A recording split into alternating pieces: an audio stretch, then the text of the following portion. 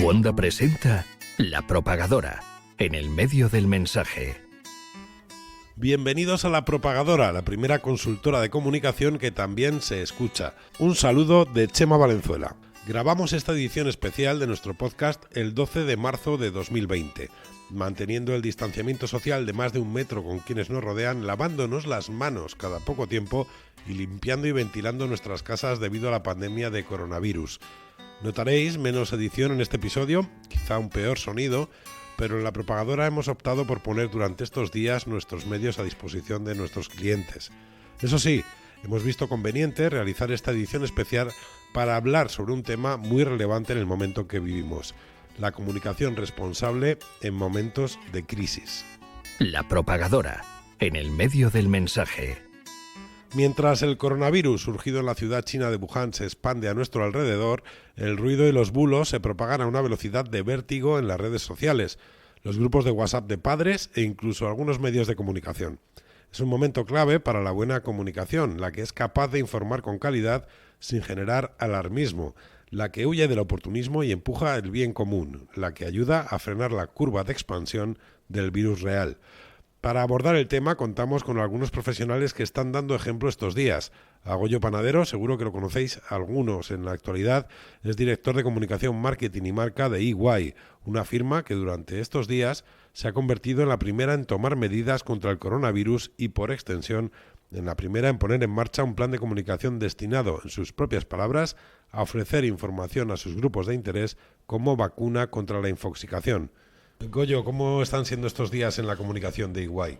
¿Cómo fuisteis pioneros en tomar medidas, pero también en ejecutar un plan sólido?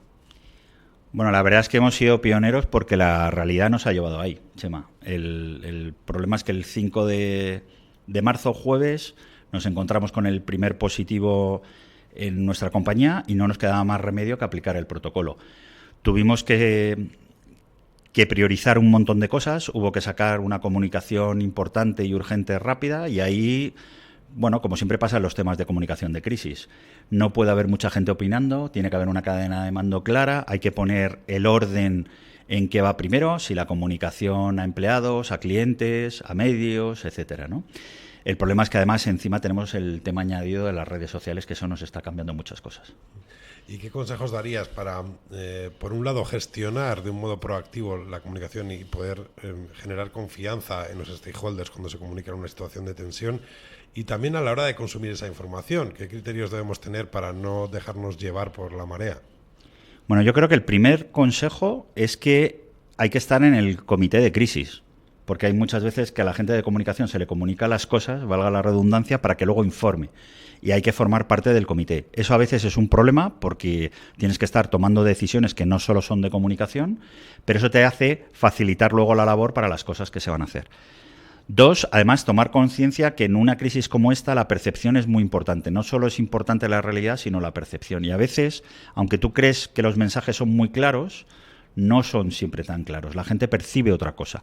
Y de hecho nos está pasando. Nosotros estamos pidiendo mucha feedback fuera de nuestra burbuja del comité de prevención porque pensamos que todo está muy claro y hay veces que no está tan claro, ¿no? Entonces eso yo creo que también es muy importante.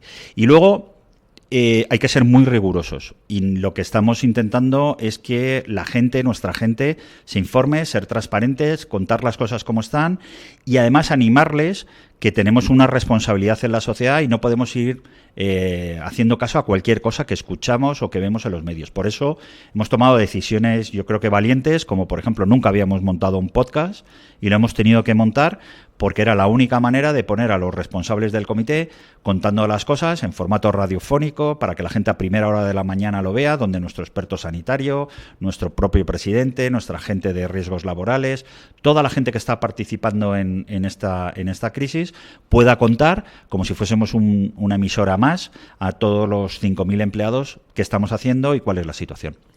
Y hay una cosa que a mí me llama también la atención de cómo trabajáis en este caso, y es la importancia también de documentar lo que sucede para aprender en el futuro.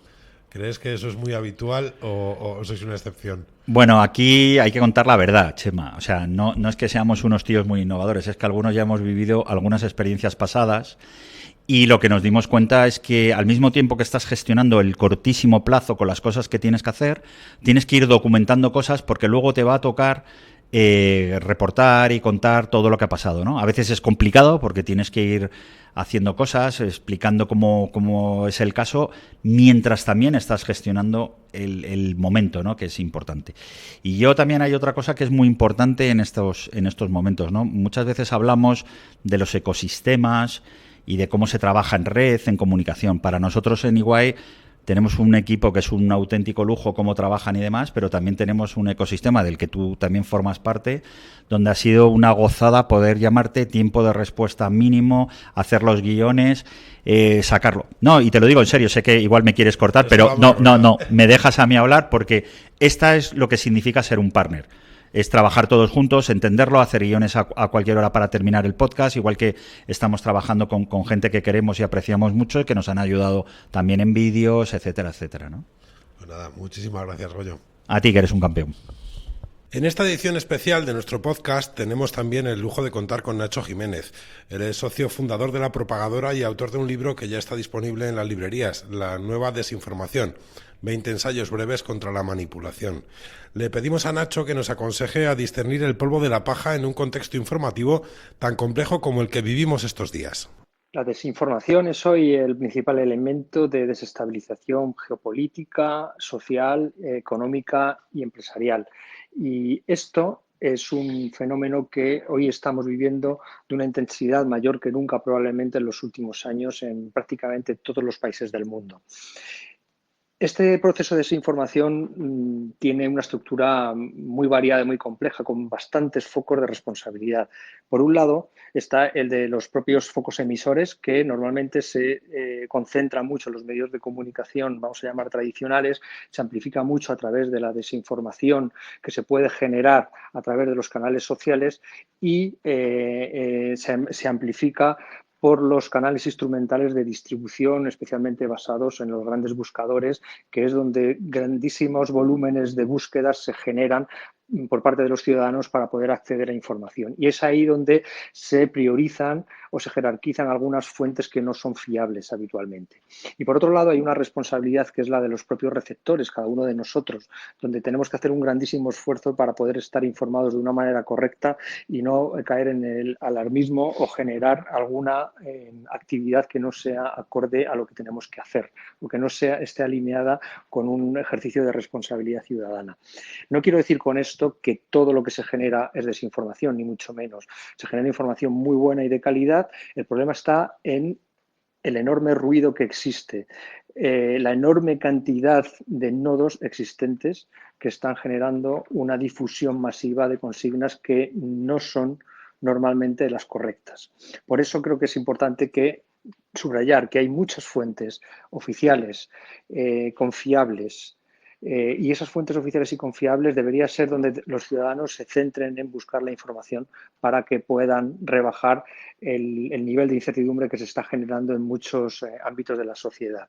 Esas fuentes de información suelen estar muy vinculadas a expertos académicos, a gente del mundo de la medicina, científicos, biólogos, que nos ayuden a entender cuál es la realidad de lo que está pasando, qué es lo que está sucediendo realmente y no perder la calma y actuar con responsabilidad.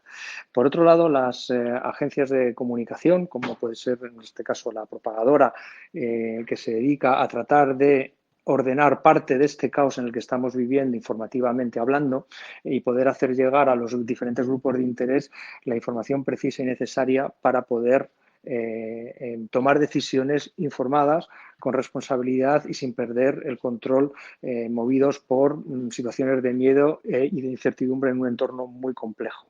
Por lo tanto, subrayar que esto no es un ejercicio donde esperemos que alguien haga las cosas bien en origen, sino que es un ejercicio que nos involucra a todas las personas y a todos los actores en la cadena de comunicación, los que producen y generan información y contenidos, las herramientas o los que distribuyen esa información y esos contenidos y, por supuesto, en última instancia, la máxima responsabilidad recae en si queremos o no queremos hacer un esfuerzo como ciudadanos para estar bien informados y saber discriminar lo verdadero de lo falso. Y ahí hay algunas fuentes, insisto, que son las originales, que deben ayudarnos a centrar la idea clave de todo lo que está sucediendo para poder pasar por este trance de una manera, insisto, responsable y sobre todo acorde a la respuesta que todos los ciudadanos debemos dar. Y hasta aquí esta edición especial del podcast de La Propagadora. Quizá no llega a vosotros en las mejores condiciones ni con el mejor sonido, pero creíamos que era necesario hacerla. En breve, cuando las circunstancias lo permitan, volveremos para seguir con nuestra actividad habitual. Mientras tanto, recordad no hacer caso a titulares sin contexto, no reenviar información no contrastada y, por favor, lavaos las manos frecuentemente. Un saludo.